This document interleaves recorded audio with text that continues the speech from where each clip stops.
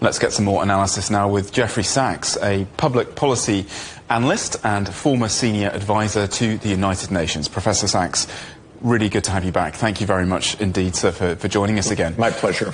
Well, Wang Yi saying, of course, that the international stage in the 21st century should no longer see the replay of what he called old scripts from the 19th century. I mean, with the Iran conflict widening every day, there are seriously concerning echoes, are there not, from the past reverberating today? What the foreign minister put forward is very mature and very sincere and very important, but it is not the United States situation.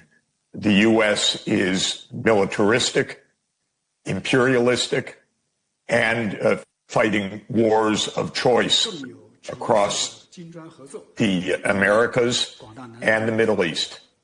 And it is extremely dangerous what is happening. The U.S. is not listening to talk about cooperation. It is looking for conquest. And it is looking for conquest in Iran, which would be a devastating reality if that came about, because it would mean crushing a civilization that is ancient, that is proud, and that has 100 million people in it, and that is a crucial point geographically in the world, a pivot in the world. So the foreign minister's remarks are very mature. They would lead to world peace, but the United States is acting in a blatantly imperialistic and expansionist way. And you say the United States is not listening, but Wang Yi said that China and the US cannot change each other, but they can change the way that they interact. I mean, how could that be possible now? How do they do that?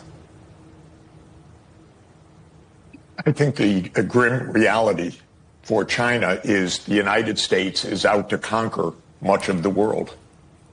This is a fact. Donald Trump says so. The U.S. is aiming to overthrow the government of Cuba. The U.S. is militarizing the Americas. The U.S. is out for hegemonic control of the Middle East. This is a very grim reality. We've not seen anything so blatant in imperialism since World War II. What the United States is doing is even beyond its own rather militaristic standards. Donald Trump is unhinged, and the American system is unhinged right now. It demands unconditional surrender of Iran. It says that Donald Trump will choose the next leader. These are invitations to World War III, I'm sorry to say. Incredibly disturbing. And we did hear from Beijing about the importance of international law and multilateralism. To your point, with the Middle East in flames, surely the very concept of international law is in tatters. Can it be repaired? Almost all countries in the world believe in international law.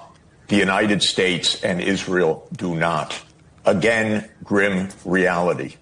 The U.S. has said openly that it is completely disdainful of the UN, that the UN is worthless, that it is useless, that it is international law is a nicety. This is the language of pure imperialism.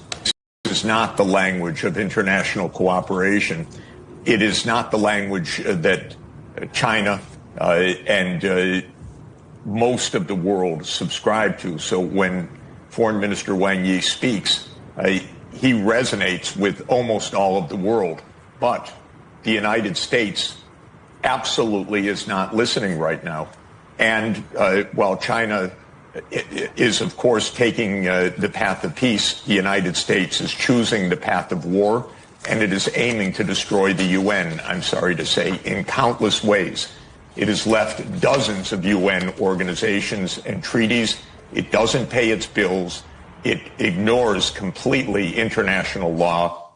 It disdains the UN Security Council. It votes against the rest of the world in the UN General Assembly. This is the reality of the United States today.